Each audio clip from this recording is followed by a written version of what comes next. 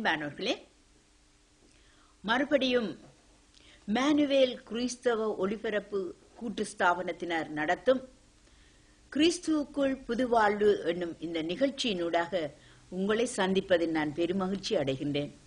இதுவரையும் எங்களை தாங்கி ஏந்தி அற்புதமாக வழிநடத்திய தேவன் இந்த நாளிலும் கூட தம்முடைய ஜீவனுள்ள வசனத்தினாலே உங்களை விடுவிப்பார் என்ற நம்பிக்கையோடு இந்த நாளிலும் ஒரு சில நிமிஷங்கள் ஆண்டவருடைய பாதத்தில் எங்களை ஒப்பு கொடுத்து ஜெபிப்போமா? ஜெபிப்போம். நல்லமையான சுவாமி, அற்புதமாக நீர் தந்த இந்த வேலைக்காக உங்களுக்கு நன்றியோடு துதி செலுத்துகிறோம். அப்பா, எங்களுக்கு நீர் தந்த இந்த வேலை எப்படியாக கொடுக்கப்பட்டது என்பதை உணரத்தக்கதாக தகப்பனே, நீர் நமக்காக பட்ட பாடுகள், வேதனைகள், கடந்து சென்ற வழிகள், ஆண்டவரே மரித்து கிடந்த எங்கள் ஆத்துமாக்களுக்கு உயிர் கொடுத்த விதம் ஒவ்வொன்றையும் நாங்கள் சிந்தித்து பார்க்கும்போது உம்முடைய சமூகத்திலே நாங்கள் நிற்பதற்கு நாங்கள் எம்மாத்திரம் சுவாமி, உம்முடைய கிருபையின் கரத்திலே என்னை ஒப்பு கொடுத்து ஜெபிக்கிறேன். அன்பு தகப்பனே, இந்த வேளையிலும் கூட உம்முடைய சிலுவையை நோக்கி பார்க்கிறோம் சுவாமி. விடுதலையை கொடுத்த அந்த சிலுவை, ஆண்டவரை ரட்சிப்பை கொடுத்த அந்த சிலுவை, வீதியிலே நின்று தெருக்களிலே அழிந்து போக இருந்த எங்களை தூக்கி நிறுத்தி ஆண்டவரே உம்முடைய சமூகத்திலே ராஜ்யத்தை கட்ட எங்களுக்கு நீர் கொடுத்த சிலுவையின் மரணம் ஆண்டவரே எங்களை மீட்டு ரட்சித்ததே என்று சொல்லி நன்றியோடு துதி செலுத்துகிறோம். நன்றியோடு துதி செலுத்துகிறோம். நன்றி அப்பா, நன்றி இயேசு சுவாமி, நன்றி இயேசு ராஜா. கல்வாரி சிலுவையிலே, கல்வாரி சிலுவையிலே காயப்பட்ட இயேசுவை பார், கல்வாரி சிலுவையிலே காயப்பட்ட இயேசுவை பார், கைகாலில் ஆணிகளே இயேசு, கைகாலில் ஆணிகளே கள்வரின் மத்தியிலே உள்ளமொரு காயோ, உள்ளமொரு காயோ, சிலுவையில் தொங்கிடும் இயேசுவை பார்க்கையில் உள்ளம் ஒரு காயோ, உள்ளம் ஒரு காயோ. ஆம் தகப்பனே, இந்த நாளிலும் கூட அந்த காட்சியை நாங்கள் நினைக்கும் போது அப்பா, நீர் எங்களை விடுவிப்பதற்காக, எங்களுடைய மரணத்திலே இருந்து எங்களுக்கு ஜீவனை கொடுப்பதற்காக ஐயா, அந்த பாதகர் நடுவிலே பாவியாக தொங்குனீரே அப்பா, பரிசுத்த தேவன். இந்த நாளிலும் அந்த பரிசுத்தத்தை நாங்கள் காத்து கொள்ளத்தக்கதாக, நம்மை பரிசுத்தப்படுத்துவதற்காக அந்த அப்பரிசுத்தத்தின் நடுவிலே நின்று எங்கள் அன்பு தெய்வமே, இந்த நாளிலும் கூட இந்த செய்தியை யாருக்காக நீர் ஆயத்தப்படுத்தினீரோ அந்த மக்களை, அந்த ஆத்துமாக்களை நீங்கள் மீட்டுக் கொண்டீர்கள் என்று சொல்லி விசுவாசித்து நன்றியோடு துதி செலுத்துகிறோம்.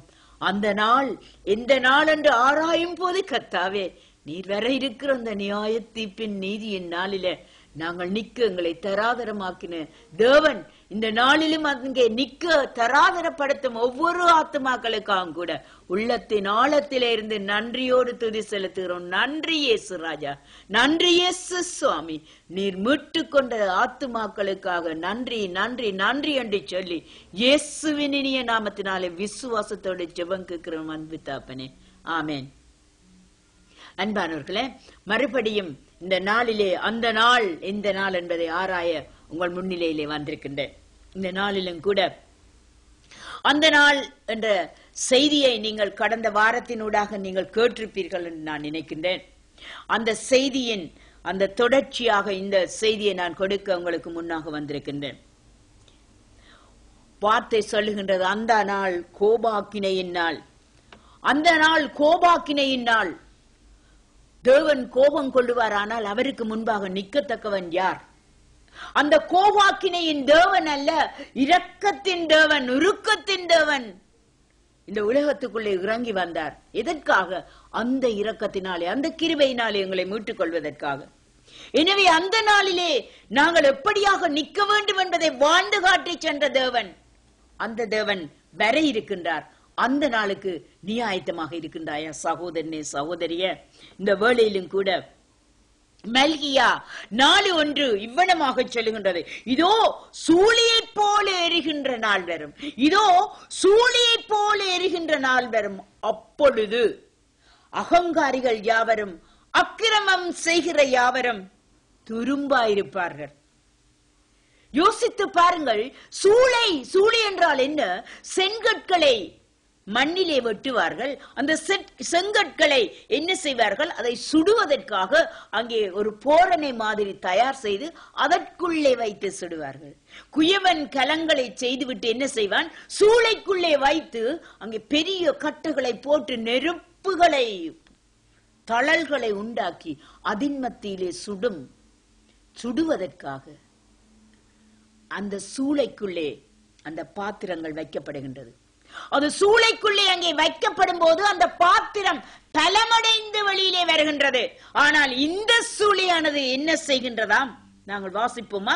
இதோ சூளையை போல் எரிகின்ற நாள் வரும், அப்பொழுது அகங்காரிகள், இந்த உலகத்திலே வாழ்ந்து கொண்டிருக்கிற அகங்காரிகள், இன்றைக்கு தேவனை ஏற்றுக்கொள்ள முடியாதபடிக்கு, சத்தியத்துக்கு தங்களுடைய இருதயங்களை சாய்த்து கொடுக்க முடியாதபடிக்கு, சத்திய வார்த்தையை கேட்டும் அந்த வார்த்தைக்கு தங்களை திருப்ப முடியாதபடிக்கு, அன்பென்ற தேவன் அன்பென்றால் என்ன என்று சொல்லி சிலுவையிலே அந்தகாரமாக அங்கே தொங்கின அந்த அன்பின் தேவனை ஏற்றுக்கொண்டும் கூட அன்பென்றால் என்ன என்று தெரியாமல் வாழ்ந்து கொண்டிருக்கிற அகங்காரிகளுக்கு என்ன நடக்கும்? அகங்காரிகள் யாவரும் அக்கிரமம் செய்கிறவர் யாவரும் என்ன செய்கிறார்கள்? அக்கிரமம் செய்கிற யாவரும் துரும்பாயிருப்பார்கள். துரும்பாயிருப்பார்கள். என்படிய துரும்பு என்றால் என்ன? ஒன்றுக்குமே உதவாத ஒரு நிலை. அங்கே அவர்கள் எந்த விதத்திலே அகங்காரமாக இருந்தார்களோ அது ஒன்றும் இல்லை என்ற ஒரு நிலை. துரும்பு பாருங்கள், துரும்பாயிருப்பார்கள். மாத்திரமல்ல, வரப்போகிற அந்த நாள் அவர்களை சுட்டெரிக்கும். துரும்பு பாருங்கள், சிறிய துரும்பு நெருப்பு கிட்ட போகும் என்பதாகவே அது பொசுங்கி போகின்றது. ஆனால் அந்த நாளிலே உண்டாக்கப்படுகிற நெருப்பு பொசுங்கி போக பண்ணாது. அது பொசுங்கி போக பண்ணாது. அது வேதனையை கொடுத்து கொண்டிருக்கிற அந்தகார நெருப்பு. அது வெந்து போக முடியாதபடிக்கு எரிந்து கொண்டிருக்கிற வேதனையின் நெருப்பாக இருக்கும். அது அவர்களுக்கு வேரையும் கொப்பையும் வைக்காமல் என்ன நடக்கிறது?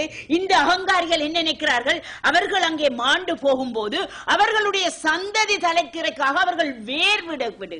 ஒரு மரம் அங்கே வெட்டப்படும் போது என்ன நடக்கின்றது? அந்த மரத்தினுடைய சந்ததி அந்த வேரிலே இருந்து உருவாகின்றது. இதே போல இந்த உலகத்துக்குள்ளே தேவனற்று, தேவ பயமற்று, தேவன் அன்பற்று, தேவனுடைய வார்த்தைக்கு இடம் கொடுக்காதபடிக்கு பேர் நிலையிலே வாழ்ந்து கொண்டிருக்கிறவர்கள் என்ன நினைப்பார்கள்? அவர்கள் மாண்டு போனாலும் கூட மாண்டு போகிறார்கள். எப்படி? அந்தகார இருளுக்குள்ளே அந்த நாளுக்குரிய தண்டனை அனுபவிக்க போகிறார்கள். ஆனாலும் அவருக்கு கீழே ஒரு சந்ததி உருவாக இருக்கின்றது. அந்த மரம் வெட்டப்படும் போது வேரிலே இருந்து உண்டாகும் சந்ததியை போல அங்கே அந்த சந்ததி என்ன? அது அவர்களுக்கு வேரையும் வைக்காது. சில நேரம் என்ன செய்கிறது? கொப்பையும் வைக்காமல் போகும் என்று சேனைகளின் கர்த்தர் சொல்லுகிறார். இது தேவனுடைய வார்த்தை பிள்ளைகளே. வேர் இருந்தால் தான் சந்ததி வர முடியும். அன்றேல் சில வேளைகளிலே இந்த ஐரோப்பிய நாடுகளிலே பார்த்தீர்களானால் பெரிய மரங்களை அங்கு அப்படியே வெட்டி ஒரு விதமான இலைகளும் இல்லாமல் மொட்டை எடுத்து வைத்திருப்பார்கள். சில வேளைகளில் நான் இதை பார்த்து சந்தேகப்படுகின்ற, இந்த மரம் திரும்பவும் தழைக்குமா? திரும்ப ஒரு மாதம் கழித்து பார்க்கும்போது அதிலே தளிர் வந்து மறுபடியும் அது பழைய நிலைமை ஏற்படுது. காரணம் என்ன? அங்கே கொப்புகளின் ஊடாக கீழே வேறிருந்து வேரின் ஊடாக திரும்பவும் ஒரு புதிய வாழ்க்கை வருகின்றது. ஆனால் இந்த அகங்காரிகளுடைய வாழ்க்கையிலே அப்படியான ஒரு வளர்ச்சிக்கு இடமில்லாதபடிக்கு வேரும் கொப்பும் அறுப்புண்டு போகும் என்று சொல்லி இந்த வார்த்தை சொல்லுகின்றது. சேனைகளின் கர்த்தர் சொல்லுகிறார், அவர்களுக்கு வேரையும் கொப்பையும் வைக்காமல் போகும் என்று சேனைகளின் கர்த்தர் சொல்லுகின்றார். அன்பானவர்களே, அந்த நாள் இப்படியான நாள் என்ன செய்கின்றது? சுட்டெரிக்கும் நாள். அந்த நாள் இந்த வசனம் சொல்கின்றது, அது சுட்டெரிக்கும் மல்லியா சூழியை போல எரிகின்ற நாள், சுட்டெரிக்கின்ற நாள். அந்த நாளுக்கு நீ ஆயத்தமாக இருக்கின்றாயா? அடுத்தது என்ன நடக்கின்றது? யோவான் 12:47 வாசிக்க கேட்போமா? ஒருவன் என் வார்த்தைகளை கேட்டும் விசுவாசியாமல் போனால், வார்த்தை என்ன சொல்லுகின்றது? விசுவாசிக்கு உன்னை அழைக்கின்றது. விசுவாசியே, நீ வார்த்தையை கேட்டும் இதுவரையிலும் நீ விசுவாசிக்காமல் இருப்பாயானால் நீ வார்த்தைக்கு இதயத்தை திருப்பு. ஏனென்றால் வார்த்தை சொல்லுகிறது, ஒருவன் என் வார்த்தைகள், இந்த ஜீவனுள்ள வார்த்தையை கேட்டும் அந்த வார்த்தைக்கு விசுவாசத்தை கொடுத்து விசுவாசத்தோடு அதை ஏற்றுக்கொள்ளாமல் இருப்பானால் அவனை நான் நியாயம் தீர்ப்பதில்லை என்று இயேசு எப்பொழுது சொன்னார்? இயேசு இந்த உலகத்திலே இருக்கும் போது சீஷருக்கு சொன்ன வார்த்தை அது. நான் உலகத்தை நியாயம் தீர்க்க வராமல். அவர் அந்த நாளில் எப்படியாக வந்தார்? உலகத்தை நியாயம் தீர்ப்பதற்கு ஒரு நியாயாதிபதியாக இயேசு வராமல் உலகத்தை ரட்சிக்க வந்தேன். அல்லேலூயா! அவர் என்னையும் முன்னையும் ரட்சிக்க வந்த தேவன். அன்றைக்கு அவர் வந்தார் இந்த உலகத்திலே, தன்னை எப்படியாக வாழ வேண்டும் நான் என்று சொல்லி தன்னை அர்ப்பணித்து ஜீவனுள்ள வார்த்தை வாழ்ந்து காட்டினார். அது மாத்திரமல்ல, பாவிகள் மத்தியிலே பாவியாக பாவமற்ற தேவன் எனக்காக சிலுவையிலே வதைக்கப்பட்டு நொறுக்கப்பட்டார். ஏன்? நான் நீ நொறுங்கப்படக்கூடாது என்பதற்காக, நான் நீ மரிக்க கூடாது என்பதற்காக தேவன் மரணத்தை ஏற்றுக்கொண்டார். அவர் மரணித்த தேவன் அல்ல, மரணத்தை ஜெயம் கொண்ட தேவன். அல்லேலூயா! அவர் மரணித்தவர் அல்ல, அவர் மரணத்தை ஜெயம் கொண்டு பாதாளத்தின் திறவுகோலை கையில் எடுத்த தேவன். இன்றைக்கும் எனக்கும் உனக்கும் மரணித்திருந்த என் வாழ்க்கைக்கு உயிர் கொடுத்த தேவன் இன்றைக்கு உனக்கு உயிர் கொடுக்க ஆயத்தமாக இருக்கு. அல்லேலூயா! மரணித்தார், ஆனால் ஜீவனுள்ள தேவன் உயிர் தெழுந்தார். அல்லேலூயா! அந்த வார்த்தை என்ன சொல்லுகின்றது? அவர் இயேசு வந்த நாளிலே நம்மை ரட்சிக்க வந்தார். எனவேதான் ஒரு முறை சமாரியா பிரதேசத்தின் ஊடாக சீஷர்களும் இயேசு நடந்து கொண்டு போனார்கள். அந்த வேளையில் கடந்து போக வேண்டியிருந்தது கப்பர்நகூமுக்கு. அந்த வேளையிலே சமாரிய மக்கள் என்ன செய்தார்கள்? இயேசுவையும் சீஷர்களையும் அந்த வழியினூடாக போக முடியாதபடிக்கு தடை செய்தார்கள். அப்பொழுது சீஷர்களுக்கு என்ன நடந்தது? அவர்களுக்கு கோபம் உண்டானது. அவர்கள் இயேசுவை பார்த்து கேட்டார்கள், ரபி, இந்த சமாரிய பிரதேசத்தை அன்றைக்கு எலியா தீர்க்கதரிசி செய்தது போல வானத்திலே இருந்து அக்கினியை இறக்கி இவர்களை அழித்து விடுவோமா என்று கேட்டார்கள். ஏனென்றால் அவர்கள் கோபம் உண்டவர்களாக இருந்தார்கள். இயேசு கேட்டார் திரும்ப, நீங்கள் எந்த ஆவியுடையவர்களாக இருக்கிறீர்கள்? நீங்கள் எந்த ஆவியுடையவர்களாக இருக்கிறீர்கள்? மனுஷகுமாரன் அழிக்க வல்ல ஆக்க வந்தார். மனுஷகுமாரன் ஊழியம் கொள்ளும்படி வரையாமல் ஊழியம் செய்யவும் தன்னைத்தான் பலியாக்கவும் ஜீவனை கொடுக்கவும் வந்தார் என்று சொன்னார். அவர் தன்னைத்தான் அர்ப்பணித்து ஜீவனை கொடுக்க வந்தார். இதற்காக ஜீவன் இழந்திருக்கிற எனக்காகவும் உனக்காகவும். அல்லேலூயா! அன்று சொன்னார், மனுஷகுமாரன் நியாயம் தீர்க்க வரவில்லை, அவர் ரட்சிக்க வந்தார். அவர் ரட்சிக்க வந்தார். அதே அதிகாரம் 12ஆம் அதிகாரம் 48ஆம் வசனம் சொல்லுகிறது, வசனத்தை அசட்டை பண்ணாதே. சகோதரனே, சகோதரியே, விசுவாசியே, வசனத்தை கேட்கிறாய், நல்லதுதான். எத்தனை முறை ஒரு வாரத்துக்கு வசனத்தை கேட்கின்றாய்? நல்லது. ஆனால் வசனத்தை அசட்டை பண்ணாதே.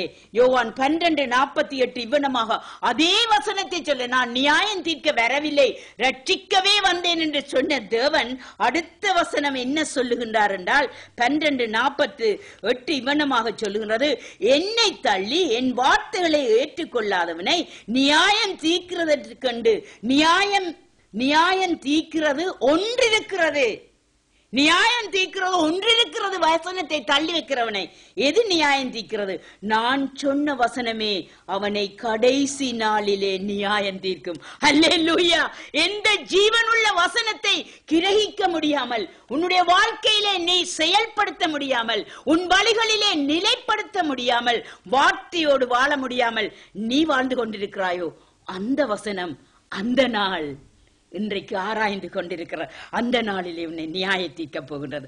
அது நியாய தீர்ப்பின் நாள். அல்லேலூயா! அது நியாய தீர்ப்பின் நாள்.